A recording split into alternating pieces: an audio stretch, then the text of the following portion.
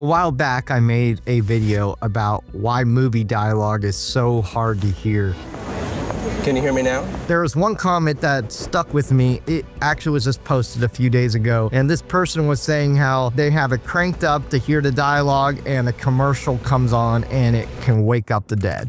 Like, I read that and it just hit me hard because we have all been there. In my last video, I kind of brushed past the whole fix. So I started doing all that digging and I found a setting that was buried in my TV that killed the loud ads for good. It works on any TV. Even if your TV is old, it will fix that issue. But it only fixes half the problem, and the other half, that's the part nobody's really explaining. So I need you guys to stick with me as I go through this. Grab the remote control or even grab your phone and pause the video and then come right back after you do these settings. The setting you're looking for is called volume leveling. So every brand, it hides it underneath a different name, which is honestly probably the reason why we probably never seen it before, or we even started looking for this. Is on my Roku device, I literally have to go into a movie and click the little asterisk on the remote on my phone, and then it'll say volume mode, and you could click on there and say volume leveling. On the Fire TV stick, it's settings, display, and sounds. And then you go into your audio, and then you can find your volume leveling. It's a lot of work around just to get to that. And then on a soundbar, there's something called night mode. And as I'm reading on it, you guys could correct me if I'm wrong, but it's essentially the same thing underneath a different label. Here's what it's actually doing. It's grabbing the loudest stuff, that ad that's screaming at you, and then it just drags that loud part back down towards everything else. So literally the ad will no longer jump out and slap you in the face anymore. Here's the problem that kind of bugs me, and I know it's going to bug you a little. You just fixed the ads being too loud. You literally did nothing, and I mean nothing, about the dialogue being way too quiet. So go turn a movie back on, and you're gonna hear that the whispers are still whispers, right?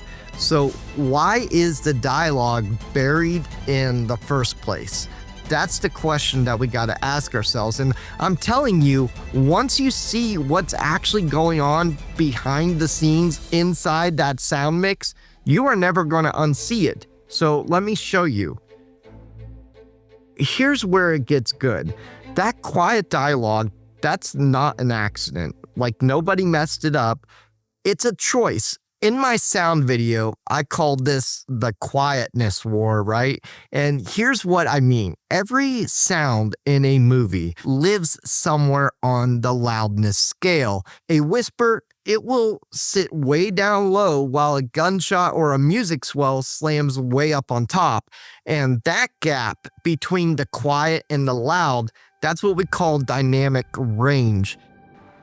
Just like a camera where, the camera has so much dynamic range to where it can see so much shadow and light at the same time. It's the same thing. And movies today, they like to stretch that gap as wide as they possibly can.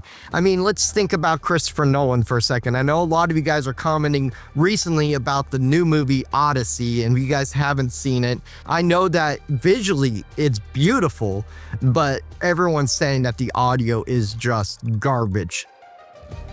Let's compare this gap that we have to social media like YouTube, Instagram, TikTok, all that stuff, because all of it is mixed loud and flat. It all sits right up front around -14 on the loudness scale if you want to get technical. But a movie, on the other hand, like on Netflix, Hulu, it sits way down on the -27 on the loudness scale.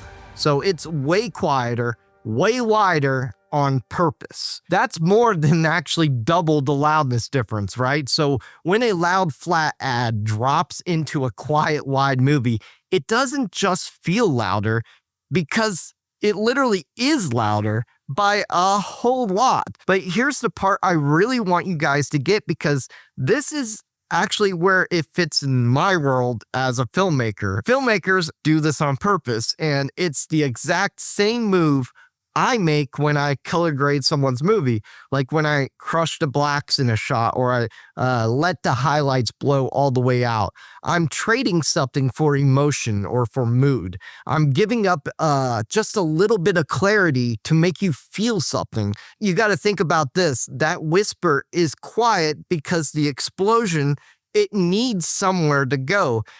I feel like intimacy costs clarity, okay? That's the trade-off. And it's not lazy, it's just a choice. And when it works in a theater, it's absolutely beautiful. I feel like the problem really is you're not in a theater. You're on a couch with a flat screen TV and two little speakers pointing at your back wall. So that gorgeous wide mix that sounded incredible in Dolby just falls apart in the living room. If the mix is really the problem, then why does one dinky little TV setting fix it? Like, what is that setting actually doing to the sound to make all this go away? Okay, so do you guys remember that gap that we were talking about earlier? That huge canyon between the quiet whisper and the loud explosion? All that volume leveling setting does is squeeze that canyon shut, and that's it.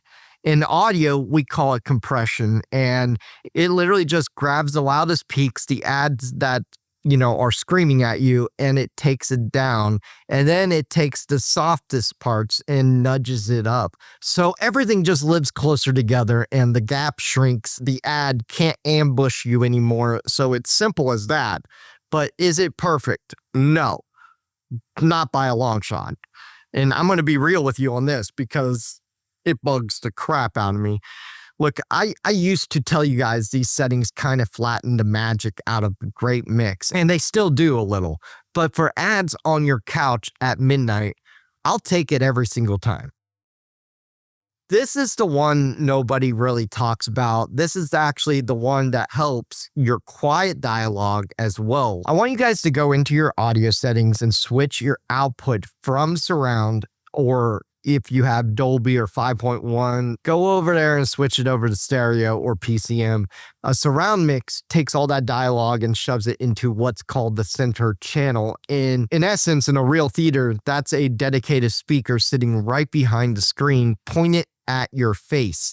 But your flat screen TV, it doesn't have that speaker. So your TV is out here trying to squeeze a 5-speaker mix out of 2 tiny speakers, and the dialogue is the thing that literally gets lost. So you flip it to stereo and the TV stops pretending and it folds all that dialogue back into the 2 speakers you actually have, and boom, the voices come back up front. I want you guys to just try it out, okay? That's all I'm asking is try it out because it worked for me. You could turn on a movie and switch it to stereo. I promise you guys, you're going to hear a difference in a matter of seconds. So now you've got both sides handled, right? Your leveling knocks the ads down, stereo pulls the dialogue up, but I already know what some of you guys may be thinking. You guys are probably in the comments already commenting saying, Luke, my TV is ancient. It doesn't have any of these fancy settings. All those settings we just talked about, like a lot of the time, they don't even live in the TV, not unless you're buying like a Roku TV or something like that, or a smart TV. But a lot of times they don't. They live in a little tiny streaming box you plug into it. So like a $30 Roku stick or a Fire Stick, that thing has volume leveling built right in, even if your TV is 15, 20 years old. You can plug it in, turn the setting on inside the little Roku or Fire Stick, and boom, your ancient TV just got the upgrade. If you want to go one step nicer, a cheap soundbar with the night mode does the same job, and your dialogue's going to sound way better on top of it. Because, let's be honest, your TV's built-in speakers are complete trash. Even a $40 soundbar is literally night and day from it. We just spent this whole video figuring out how to fix this ourselves. And the more I actually sit with that, the more it bugs me. And I think it bugs you. Like, why is this our job, right? Why are movies even built this way in the first place, where you and me have to jump through hoops just to hear the words? You know, by the time I crank up the volume and everything is happening, I just turn the movie off. Let me tell you guys what's really going on behind the hood. It's kind of two things stacked on top of each other. Number one, like I said, movies get mixed for these massive theaters and then just dumped onto your living room TV with zero adjustment. They're mixing for a room you're not even sitting in. And number two, this is actually the part that got me. On a regular broadcast TV, like cable and all that back in the day before streaming platforms actually came up, there was actually a law in place. It's called the Calm Act. Have you guys heard of it? It literally forces commercials to keep their volume in check.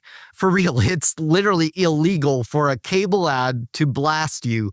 But streaming like Netflix, Hulu, YouTube, all of it came in afterwards, right? So that law never really covered them at all. So on streaming, the ads can be as loud as they want, and legally, nobody's going to stop them. That's why it feels so much worse now than it did, let's say, 10 years ago. And I really feel like we need to talk to the FCC to put an update out on the Calm Act. But here's the thing I really want you guys to walk away with. For years, we've been sitting there thinking it was us. But I want you guys to hear me on this. It was never us at all.